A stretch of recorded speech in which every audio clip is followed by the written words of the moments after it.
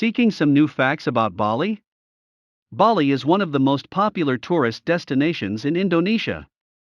Whether you want to explore the beaches, are a wildlife enthusiast, or a lover of art, Bali is ready to give you the ultimate treat. We spent a few weeks exploring the best that Bali has to offer.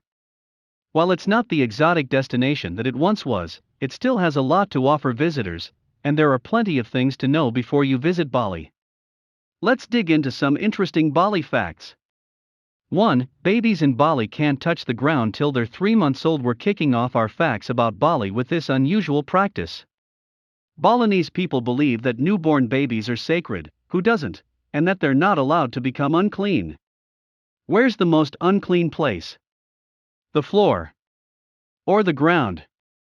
Instead, the baby is passed deftly from person to person all day long. 2. People celebrate with penjur. What's penjur? We hear you ask. Well, we're here to tell you. Outside Balinese homes and other compounds like shrines throughout Bali, you'll see tall, cut bamboo that's been decorated in a super ornate way. These are basically offerings to the gods and symbolize victory over evil. Some times of year see these things hang everywhere, sometimes up to 10 meters high. 3. They're not monkeys, they're long-tailed macaques. You're going to see a lot of these across the island. The Balinese word for these critters is monyet. They often steal food. If you really want to see some, then you should head to Ubud Monkey Forest. There are over 700 of them there. Honestly though, keep your belongings close to you. 4. Bali used to be part of the Dutch East Indies. The Dutch East India Company made their move into Indonesia hundreds and hundreds of years ago, but the actual colony of the Dutch East Indies was only officially founded in 1816. Bali didn't become a part of it until the Dutch invaded them in 1906.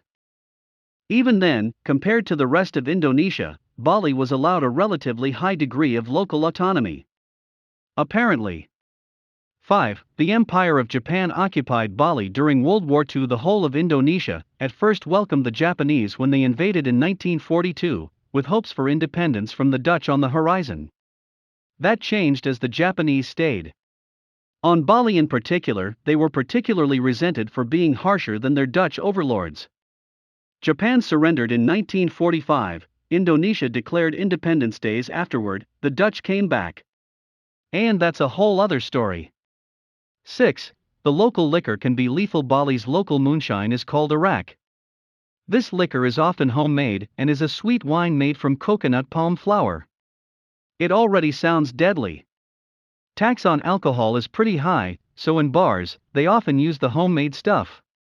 Okay, sometimes it's fine, but if it's a bad batch you could end up with a lethal case of methanol poisoning. 7.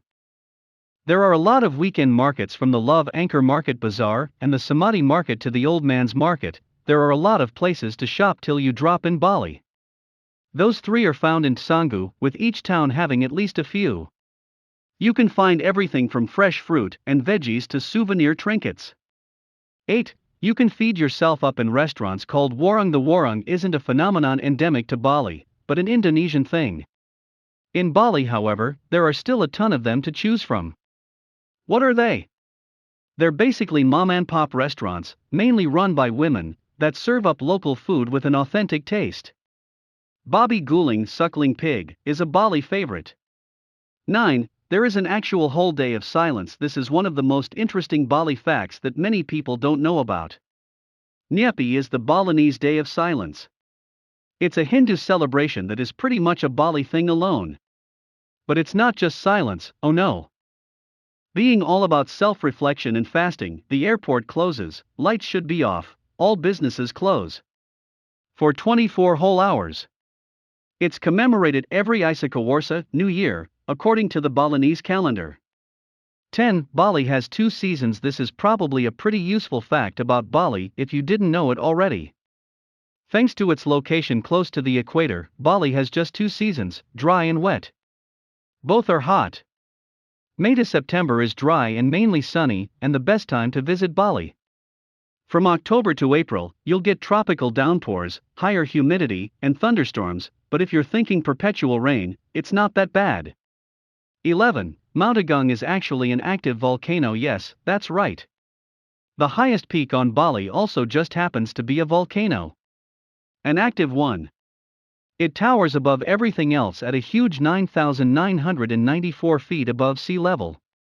Just to give you an idea of how active it is, the latest eruption began in 2017 and is ongoing as of 2019. Yikes, this is one of the craziest Bali facts. Balinese people believe that Agung is the mythical Mount Meru, the center of the universe for Hindus, Jains, and Buddhists alike. 12. Bali is Indonesia's only Hindu-majority island. While most of Indonesia is a Muslim affair, it wasn't always the case. Hindus came over from India spreading the good word in 1st century AD, Buddhists followed. The Hindu part stuck in Indonesia, mixing well with the local animist beliefs for the unique Balinese Hinduism as it is today. Over 85% of Bali's population subscribes to the religion. 13. The famous Kikak dance isn't entirely Balinese, though it all seems legit, being based on the Hindu epic of the Ramayana and all that. It was actually fabricated by a German named Walter Spies in the 1930s. The original Kikak ceremony was a trance-based ritual featuring a male chorus. Walter saw this and developed it into a dance for the benefit of early tourists to Bali. 14. You can drink coffee made from civet poop. This is one of those sad Bali facts, and not its actual poop, but you can drink coffee that's been made by coffee beans pooped out by civets. Sounds pretty gross. You're probably wondering, what is a civet? It's a kind of cat weasel type creature. It eats coffee cherries. As the undigested bean moves through the animal's digestive system, it alters its makeup and starts being processed. More interesting is that native farmers, prohibited by Dutch colonists to try the coffee they were farming, noticed the civet cats, called look, were pooping out the beans. Intrigued, they prepared the coffee and inadvertently birthed one of the world's most expensive coffees, sometimes going for $50 a cup. Bear in mind that this is a notoriously cruel industry which you should think twice before supporting. Read our tips on how to avoid unethical animal encounters here. 15. There's a lot of marine life, too. It's not all coffee-pooping mammals. Bali boasts a whole lot of marine life. How much? Around the shores of Bali, there are over 500 reef-building coral species making up the subterranean seascapes. You can also see manta rays, sunfish, and over 700 species of reef-based fish. Oh yeah, it's a great place to get dive certified. 16. Bali has a unique irrigation system called subak. This mad irrigation system was founded literally over 1,000 years ago, and is a UNESCO World Heritage Site. It's not all practical. Rooted in the Balinese philosophy of Trihita Karana, harmony between God, people, and nature, subak features many water temples with reservoirs that bless the water as it goes along its journey. The rice plant is a gift from God. The irrigation system is an actual part of temple culture. People work the fields and tend to the temples. An incredible Bali fact. 17. There are 10 traditional royal houses. Not one dynasty ever ruled the entirety of Bali. Instead, it was a confederation of different royal households. There are 10 of these, each one traditionally ruling a different geographic area. The head of each is seen as a custodian of the Hindu faith. The Indonesian government doesn't recognize them as royal, however. 18. One side of Bali has black sand beaches. Though famed for its white sand beaches, the north and west of the island are pockmarked with black sand beaches. These are only just now being developed for tourists, black sand being eminently hotter on the OL feet than its white counterpart. 19. Bali is nicknamed Pulau Dewata, island of the gods. Deva is the Hindu term for a deity. Devata, or in Indonesian, Dewata, is a more localized deva. Things like forest spirits, village gods, the gods of certain river crossings, caves, etc. etc. With over 20,000 temples and palaces dedicated to deities big and small, you can understand the nickname. 20. Plastic waste is a big issue in Bali. A big issue. It's such an issue, in fact, that in 2017, a garbage emergency was declared. That was after an almost 4-mile stretch of coastline was found covered in plastic brought in by the tide. The beaches are not the unspoiled bastions of sun, sea, and sand they used to be, especially not Kuta Beach. In fact, Indonesia is one of the world's worst plastic polluters. contributing around 10% to the global plastic waste. Not good. 21. Bali is one of the wealthiest regions in the whole of Indonesia, and that's down to tourism.